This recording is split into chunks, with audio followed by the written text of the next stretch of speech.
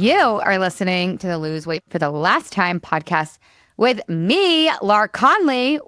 What's up, you guys?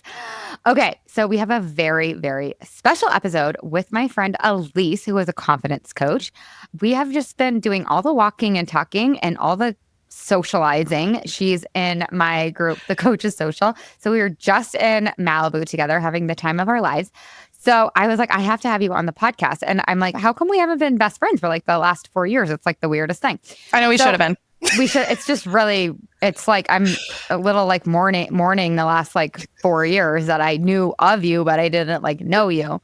So anyways, you guys, she's a confidence coach. I'm going to have her introduce herself to you guys. And then we're going to talk all things confidence because obviously I think this is so related to weight loss. And I think that what's so cool is so many of the reasons behind why we want to lose weight is because we just want to feel confident. We just want to feel like ourselves. And the cool thing is you actually can give the gift of confidence to yourself now. So that's what we're going to talk about in today's episode.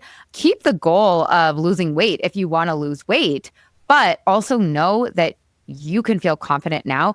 And in fact, if you start feeling confident now through what Elise is going to teach us, that will actually make it way easier for you to achieve your goal of weight loss. So without further ado, Elise, give us your intro. Give us a little bit more about what you do, who you are, where you live, all the things. Oh my goodness. Thank you so much for having me on. First and foremost, can I just say it is so rare that I find somebody who's more energetic than me, but Laura, I think you taught me, which is so exciting. But I'm so excited to bring our energy together today. So I'm Elise Conroy and I am a confidence coach based out of Los Angeles, California. And if you would have told me that I would have been confidence coaching a couple of years ago, I probably would have looked at you like you had two heads because my history is not in coaching. It is actually in the beauty industry. So I spent almost 2 decades of my life fulfilling a childhood dream to develop and market cosmetics for the biggest brands in the world. So my last job was at Estee Lauder working on the brand Smashbox. And I fulfilled that dream and I never expected to outgrow that dream. But when I set out with the intention to work in beauty, my whole goal was to help women feel confident and it feel secure and feel beautiful. But then the problem is they wash their face at the end of the night and there goes their beauty and their confidence and everything where they felt good enough down the sink.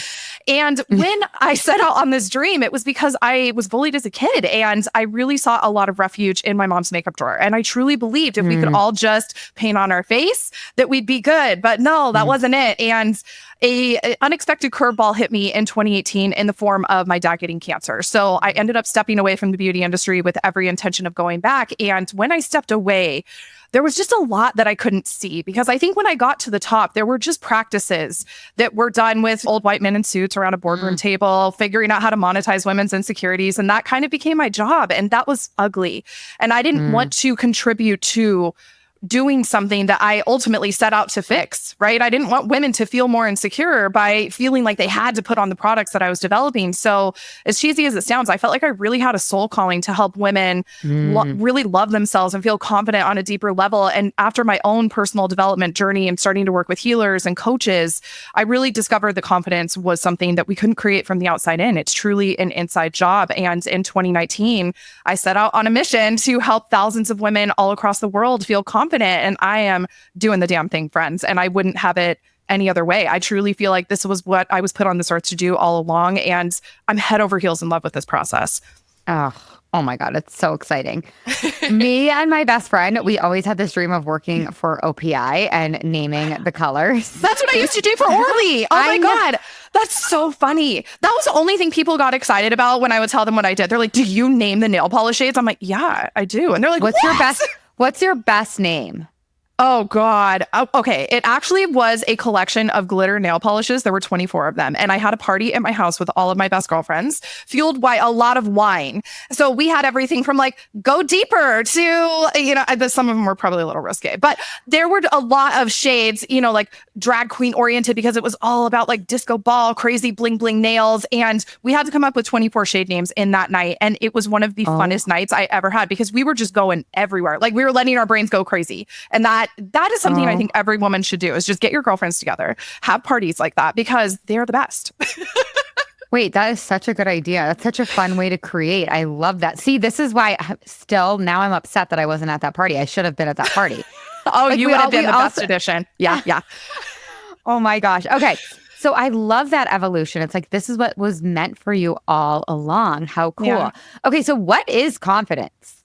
Oh my goodness. Beautiful question. It's the $1 million feeling that none of us as women were taught how to create. I mean, did you have a confidence teacher growing up? I didn't. I was taught how to feel insecure because the example that was set for me was how to stand in front of a mirror and pick yourself apart, how to hate yourself, not love yourself, right? And I want everyone right now to just think about how many industries would go out of business overnight if you truly felt confident.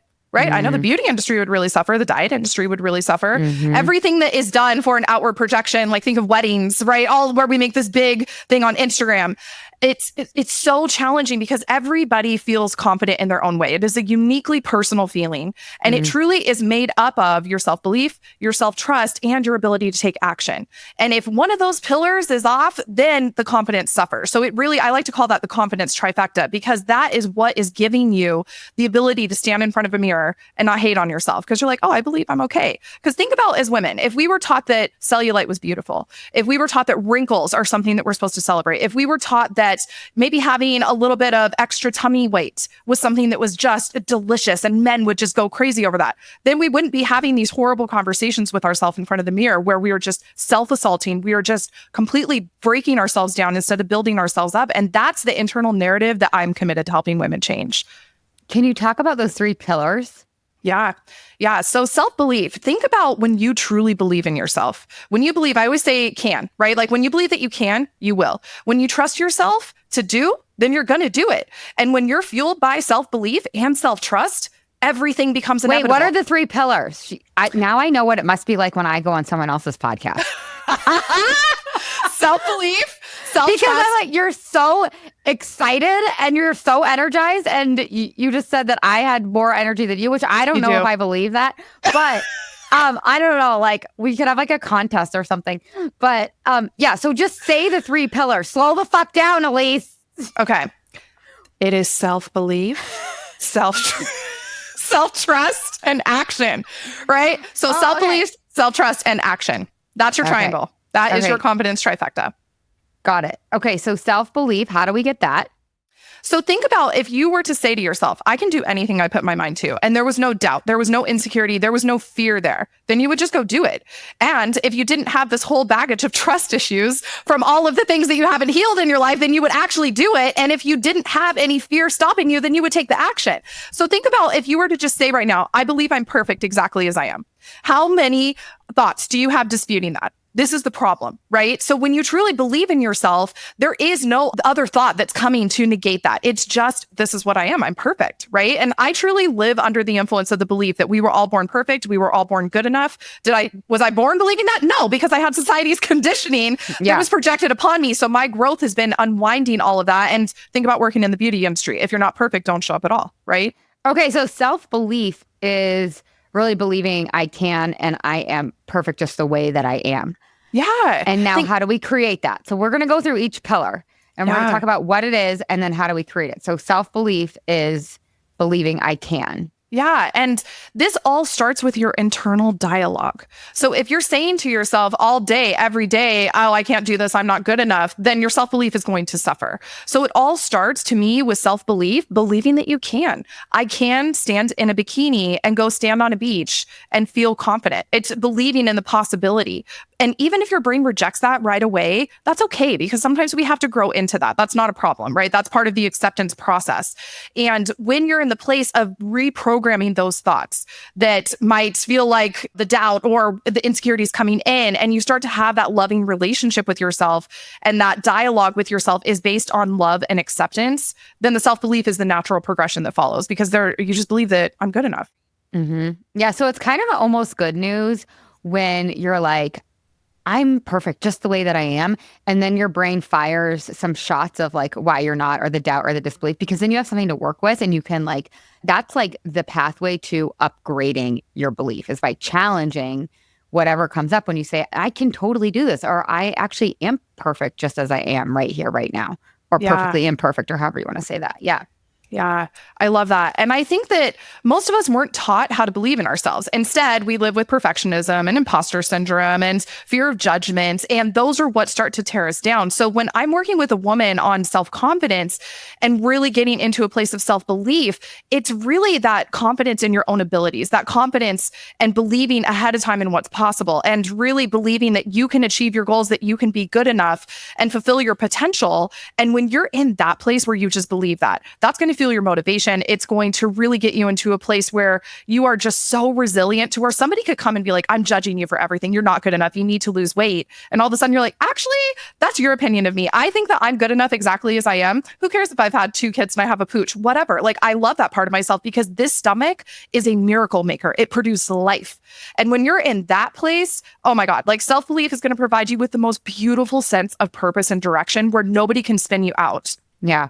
I like that, like, you're talking about how to believe in yourself, because I think some people listening probably think that, like, they just believe, like, this is just what they believe, like, that it's fixed, that it's just like a fact, that, like, they just believe that they're not good enough, or that they can't, or that whatever, fill in the blank, disbelief, doubt, fear, right? Yeah. Like, I just love the permission that, like, we're giving to the humans, the audience, the young moms. Like, there's a process. You can actually learn how to believe different shit that will serve you. Like, your beliefs are changeable. You don't have to keep believing that you suck and that you're ugly and that you don't deserve whatever the hell you want or whatever the hell you're jealous of in somebody else.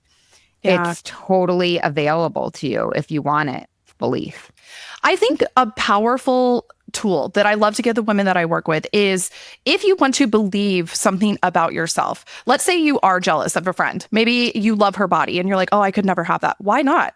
Start to question everything. And that, for me, was one of the biggest things that set me free, was just discovering why. Like, why don't I believe that that's possible for me? And I think about, like, my own weight loss journey. I didn't, for the longest time, like, I believed that I had to be skinny and blonde, and I am not skinny and blonde. I am curvy. I'm brunette. Like, I've got, the Kim K pear thing going on down below. So for most of my life, like, being a child of the 90s, like, I saw Pamela Anderson with big boobs, and that's not my body. So the first thing is starting to change the belief at that level, because when I started thinking about, like, where did this standard of beauty come from? Like, I'm always saying I'm not good enough, but where did this come from? And it was the media, it was marketing, it was branding. And so when I started changing my beliefs of, you know what, I'm never going to look like that, and that's okay, and really giving myself that permission, and then instead changing the avatar, right? So when I was going through a weight loss journey, I no longer would put skinny blonde stick figures up as my goal, because I'm never going to be that. My frame is not built that way. But when I started putting Kim K with flat stomach and a big booty, and some cellulite on her butt, I'm like, oh, that's achievable, right? So it's changing this idea and really getting to the root of, where did this belief come from in the first place? Because once you can see where it came from, then you can do something about it. And I grew up with a mom who was always into diet culture. Every week it was a new fad diet. It was just never good enough, never skinny enough. And when I saw that, I'm like, okay, let me define my own belief system for myself. Because for most of us, we're handed a belief system and we're not even aware that this is what we're operating from. And a lot of it does come from parents, marketing, societal conditioning, what we saw in magazines or on social media. And you have the ability and the power to change that through questioning that and giving yourself a realistic standard to actually strive towards. It's so good. And I love what you brought up about, like, envy or jealousy. Like, if you see something in somebody else, like, it might be pointing you towards what you want. And then you can even question, do I even want that? Like, for you with blonde hair and, like, a stick figure, it's like, I actually don't even want that. I just want to, like, feel really good in my body, or I want to lose this extra weight because I don't feel good with extra weight or whatever. And I think that that's really helpful if you can catch it, to ask yourself, like, oh, I'm feeling jealous or I'm feeling envious. There's something here for me. There's an upgrade available. She has something that I want, or I've been trained or conditioned to want.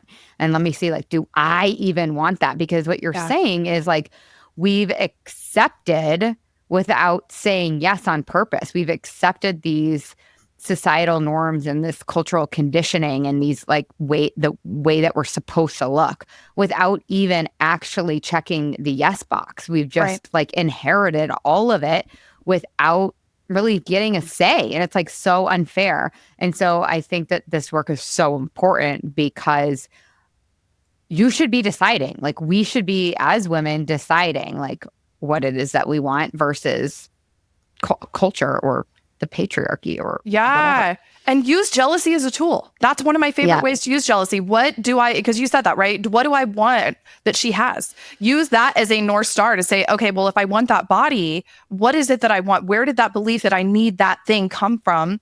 And then update that. Because think about the idea of the American dream that we were all sold, or the idea that after we have kids, we're supposed to bounce back right away, because that's what we see on Instagram. These mom influencers who all of a sudden they had a baby and the next day they have a 6-pack. So for the most of us who don't have that experience. That was me. I was like, how come I'm not bouncing back? Yeah. I mean, that's actually where the Yummy Mummy was really born, was like, I was like, wait a second, this is so effed. Like, and I'm going to totally pass this down to my brand new perfect baby. If I don't interrupt it. Sorry, I totally interrupted you. Go ahead. No, that's exactly what I wanted to say. You nailed it, because we all get to decide. And I don't want any woman out there passing down another generational form of suffering in the form of insecurity and doubt and thinking that you're not good enough and low self-confidence, because this is what we were shown. We all have the power to make sure that our daughters don't have to live with this insecurity disease. And I truly believe like we can change this. And I did a lot of work when I was pregnant with my son to make sure that he didn't get handed my trauma, to make sure that he didn't get handed any sort of negativity, any sort of things that were unhealed within me. That was my responsibility for my child, because I don't want to see another generation suffer because I didn't heal my stuff. Yeah, totally my why too. Yeah. And I really do believe like it's almost our responsibility as women, because my mom was like pretty much perfect when it came to like self-love and confidence. Like I was pretty confident because she taught me I was perfect just the way that I was. Like no one else was teaching me that, but I still got it because it's like the air that we breathe, right? And so, I love this conversation. It's so damn good. Okay, tell me what self-trust is. Okay, so self-trust is really like, think about your ability to make decisions, your ability to follow through for yourself. So I love to think of self-trust as like a reliance on your own instincts, your intuition, your decision-making abilities. And when you're in that place of trusting yourself, this is what's going to help you navigate any sort of uncertainty, any sort of trials and tribulations that life presents you, any moments where somebody is literally sitting there and telling you, no, you can't do this. No, you need to look like this. No, you need to lose more weight.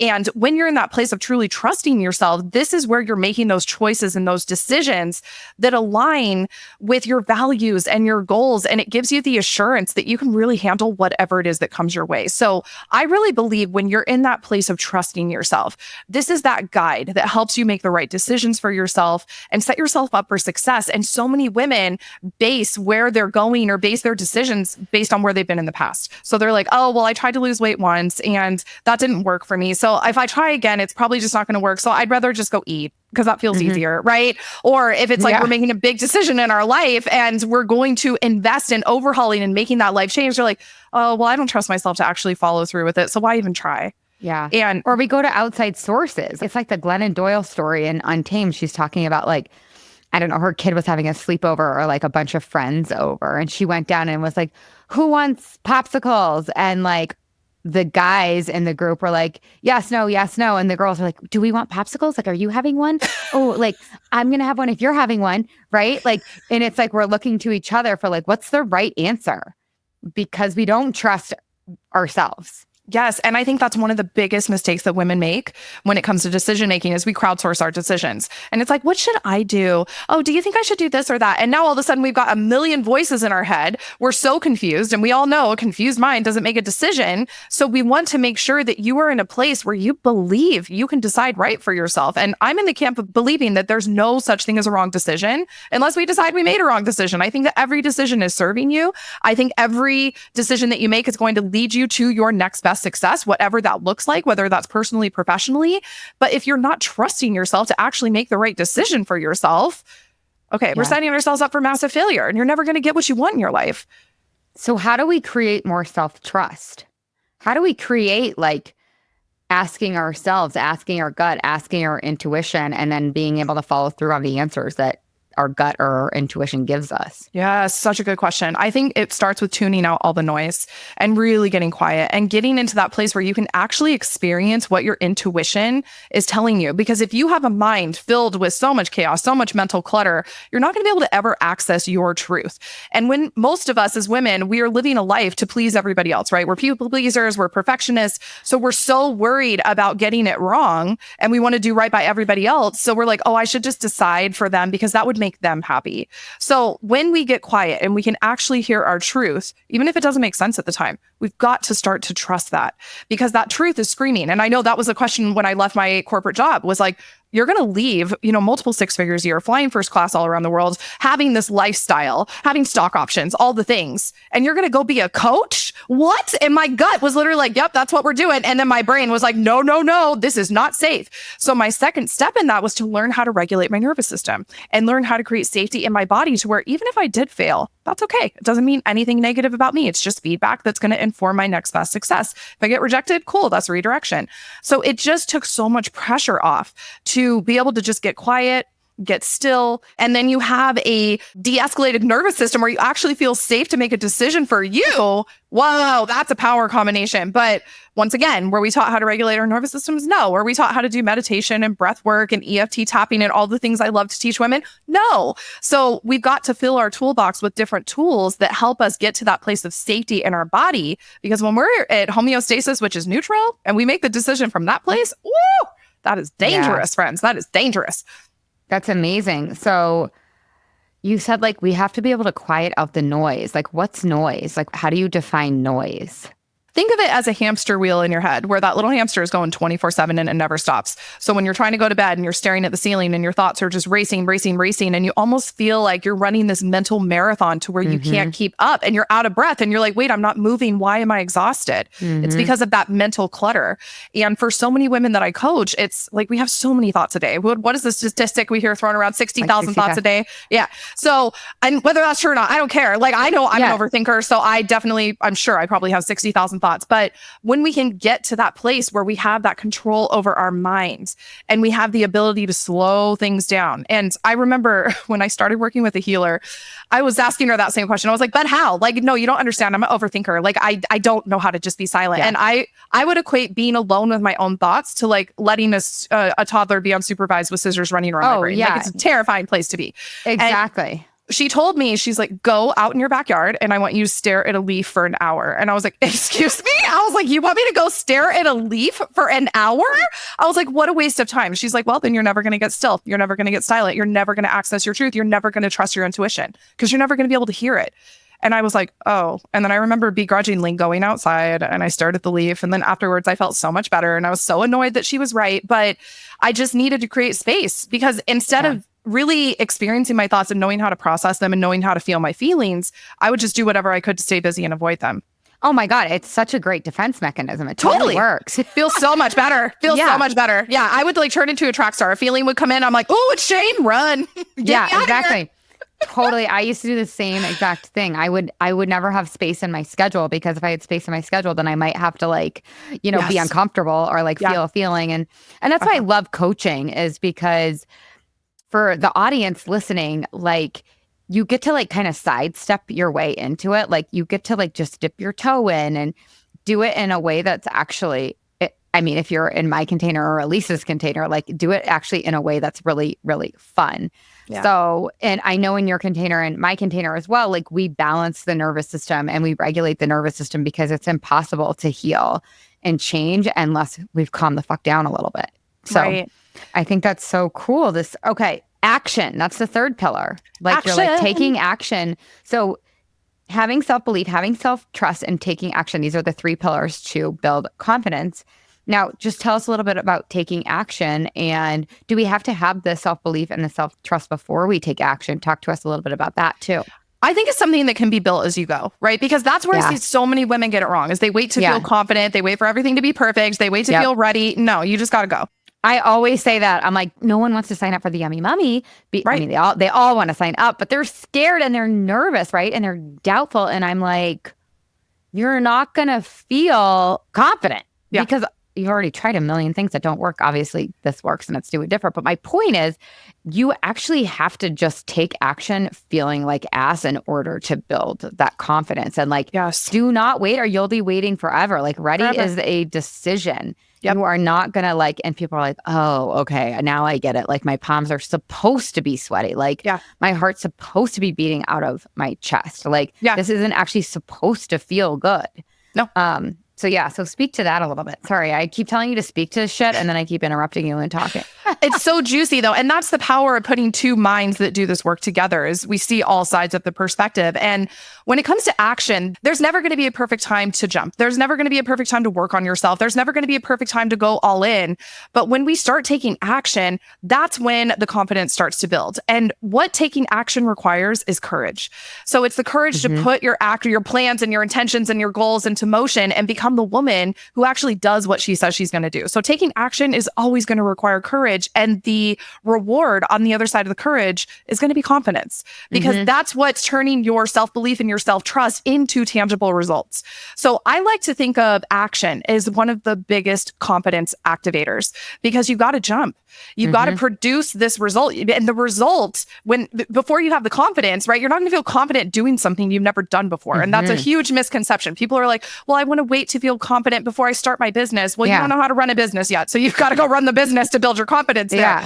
So it's like when you get on a bike for the first time, did you feel confident? Probably not. You probably fell on your face, you scratched your knees, but you kept riding the bike until you learned. It's the same thing here. So the confidence is going to build the more action you take. And I love thinking of confidence as when you have that willingness to act and you are allowing yourself to act courageously and face all of those challenges, face all of the uncertainty, all of the unknowns head on. Oh my God, your confidence is going to skyrocket. So the self-belief, the self-trust, and the action are going to form the most powerful combination to really set the foundation for you to build your self-confidence upon. Yeah, that's so well said. Like, courage creates confidence. And what I love about the word courage is, like, if you look up the definition, it means like taking action even when you're scared. It's not like, she's not saying, you guys, that fearlessness builds confidence. She's saying courage, and courage can sound like great, but courage feels like total ass. Like it is the worst. Well, not the worst, but it's one of, like barfalish. Like it is one of the worst feelings to feel, but it's one of the best feelings to feel because it gets you so far. So much bang for the buck with that feeling. Love it. 100%. And I think the one thing that people underestimate about truly going all in on building confidence is you have to commit to being willing to feel uncomfortable. And the more uncomfortable you feel, the more confident you're going to feel on the other side of it. And I actually have something in one of my personal development programs called the Take 5. And we work on your top 5 doubts, your fears, your insecurities, and your limiting beliefs. And then we align those things with your goals, because all of those things are going to come up. Every time you leave your comfort zone, you're going to experience those feelings. That is another thing I'm on a mission to normalize, because that doesn't mean anything is going wrong because you feel fear. Fear is a primitive emotion that is designed to keep us alive. It's just your body doing its job to keep you safe. But once you realize that, of like, okay, I'm going to do this thing I've never done before. I'm going to learn how to love myself and walk through, maybe you're going on a vacation and you want to be in a bikini. I just went through this when we went to the DR. I worked on so much courage to just feel okay if people stared at me and not let my head go to the place of, oh God, she probably thinks I'm fat. Instead, I was like, oh, she probably thinks I look amazing. Like she's so probably fun. Like, I love her swimsuit. Oh, she has a little baby over there. Look how good she looks after having this baby, right? Like God. I chose to take myself there, and that was scary because that's not a normal place for most of our brains to go. Because once again, we're taught, oh God, she's staring at me. She noticed that cellulite. I should go put my clothes on, right? Because I feel bad about myself. But when you're in that place of just being so willing to feel uncomfortable, not making it a problem that the fear, the doubt, and the insecurity is there, and normalizing that as a part of the process to show you, oh my God, you're leaving your comfort zone. Hold on, this is good. This is a metric. And I tell all the women I work with this, I'm like, this is a good metric. When you feel this, it's going right. And they're like, no, but it feels terrible. I'm like, I get it. Your butt is in your throat. It feels terrible. That's the ass part we keep talking about, right? But once you know that and you start to normalize that, your brain's like, oh, this is no longer a problem. This isn't a threat. And that's when everything changes. So if you want to feel confident, it is going to require you to get uncomfortable. Can we all agree to that? Yeah, so good. Oof. Okay, so how do we like start taking action? Like, what do? We just do it? We just rip off the Band-Aid? Do you have any tips for Like, do we take like little actions before we can do like the big one? Like, Yeah. how do we start doing this? I love micro actions. I truly believe that this is such a beautiful way, especially if you've never done any type of work on yourself before and you're new to personal and professional development and mindset and all of that. I love micro actions because every micro action is going to create a micro result. And what's going to end up happening is over time, these little micro results are going to compile and you're going to arrive to your destination so much faster. And it's not going to feel like this big, oh my God, I had to do all these things. Like, think about when we set out on a weight loss journey. And this was something I faced. I'm like, okay, I have to go to every boot camp. I have to start doing this. I've got to overhaul. I can only eat chicken and vegetables. And now all of a sudden it's a punishment, right? And so when I went into this, I was like, how can I make this fun? Like, if I just did one micro action daily, what would that look like? And I decided I love to dance. Dancing for me is so much fun. So I would put on my Britney Spears or whatever I was jamming to at the moment. I'd turn it all the way up and I would dance for 10 minutes. I lost 55 pounds. Like, no joke. And it took a year, but I didn't need to rush it. It was just this little micro action because I did it every day.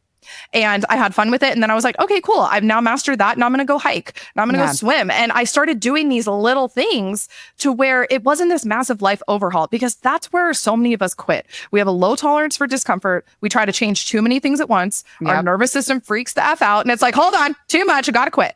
And that's what we don't want to do. So I'm a big fan of a micro action approach. And it's funny because the women I coach are like, I can't believe I already got here. I'm like, see, because it wasn't this massive rip the Band-Aid off, this dramatic thing. Like, it doesn't have to be this crazy thing, everybody. It can just be like, hey, I worked on myself for 5 minutes today. That was good enough. And your brain's gonna be like, no, you need to do more. And if you decide you want to, fine, but don't make it a problem.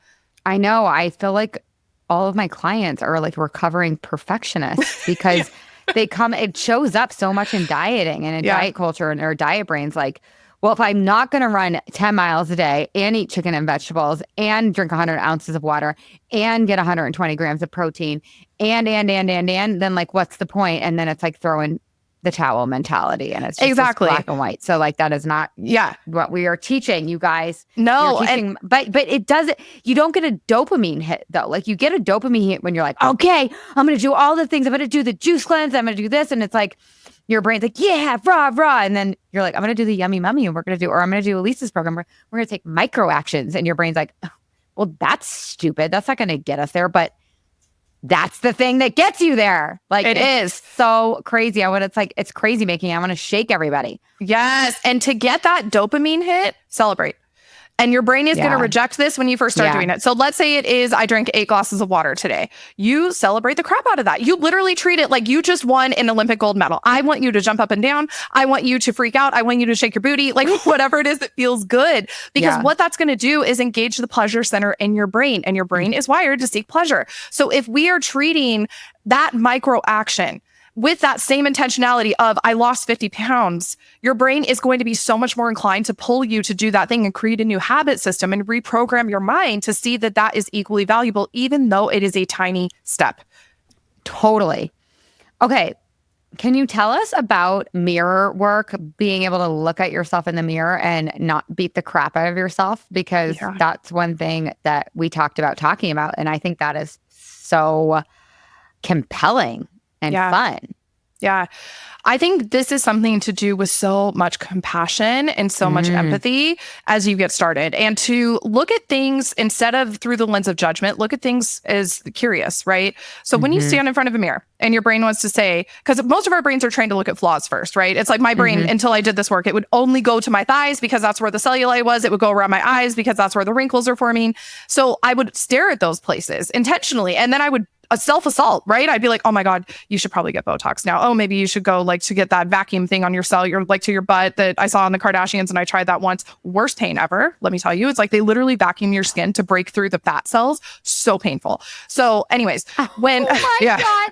horrible.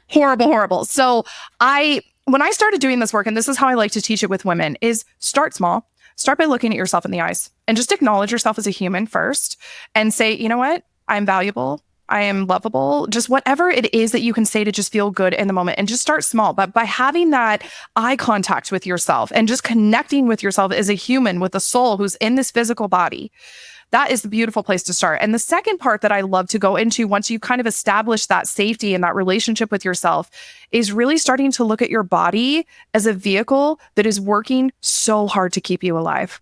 because how can you war against a body that is working so hard to keep you alive? And then when you go into the place of, let's say, cellulite, right? You look at your cellulite and you're like, oh, that's disgusting.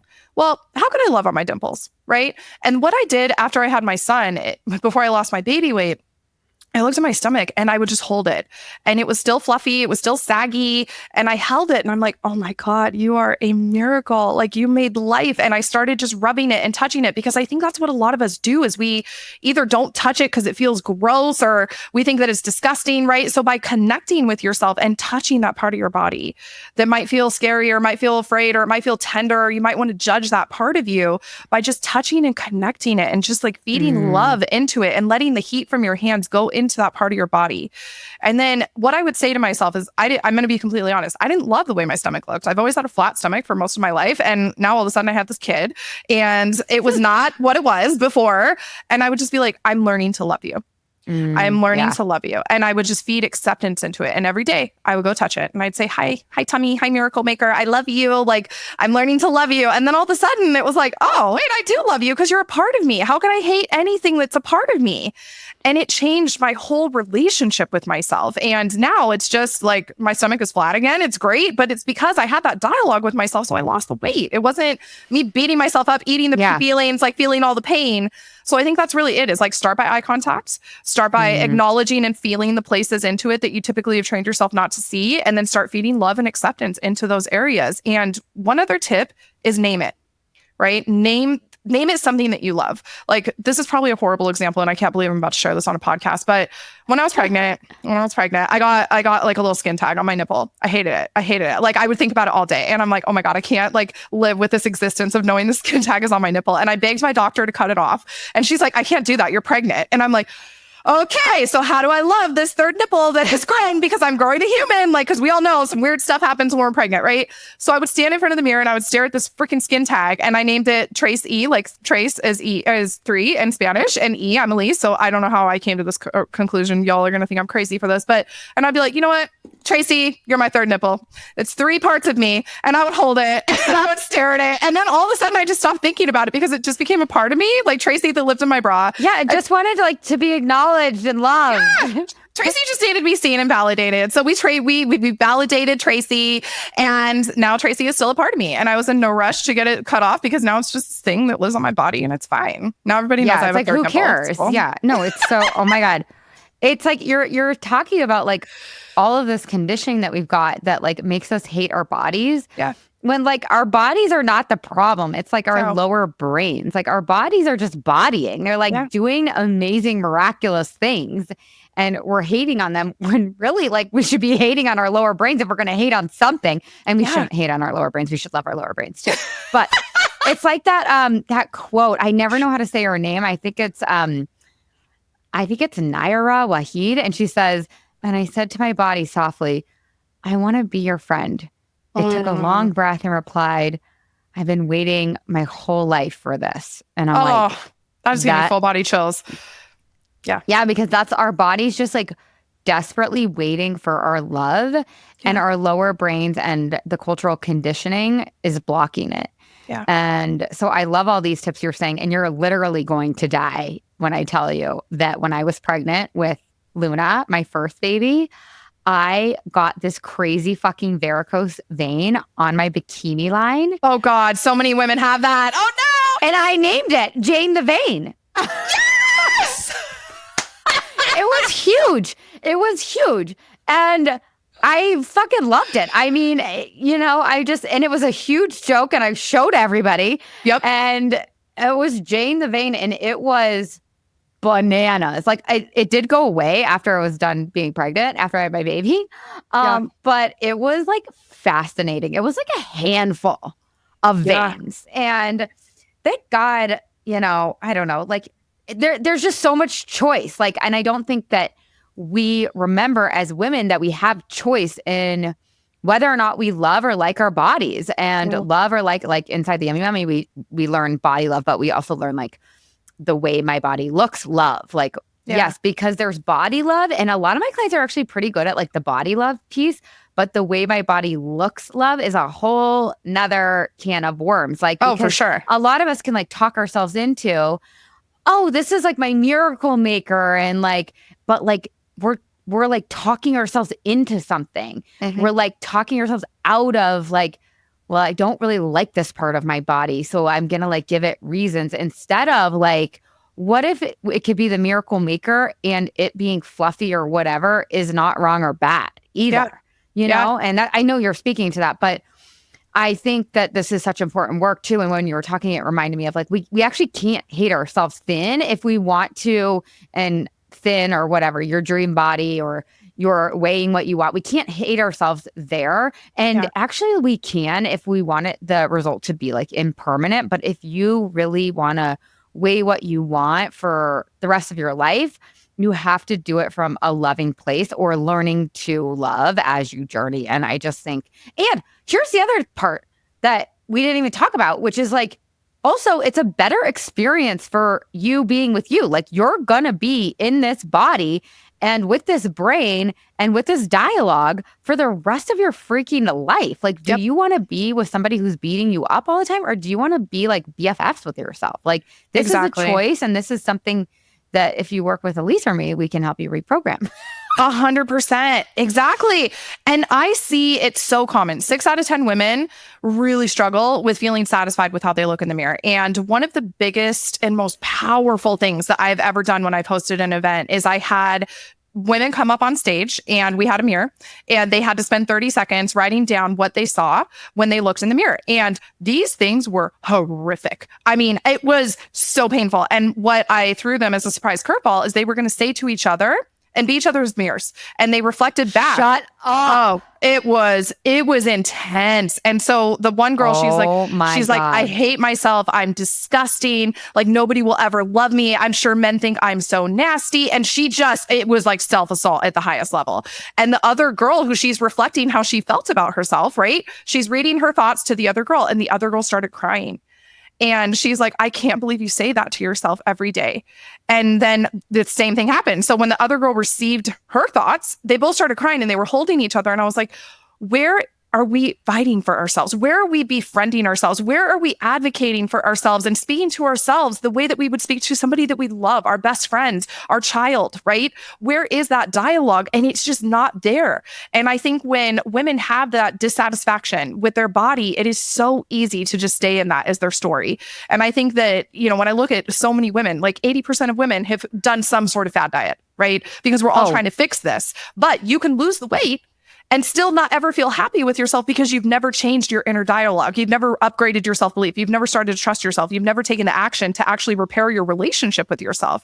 So that's where it's all coming from. Because you can lose the weight, right? But it's not about the weight. You're still carrying that emotional weight. You're still carrying that burden of that negative inner dialogue. And I have an inner mean girl just like everybody else does. I named her Sasha, and she's like, Sasha fierce like Beyonce. She comes in hot, Laura. Let me tell you, she is nasty. Ooh, when I just went through this launch, she was nasty. And I just turned down the microphone. I was like, no, Sasha, sorry, you don't get to be in my brain today. We're not doing this. Oh, mine is Loco Laura.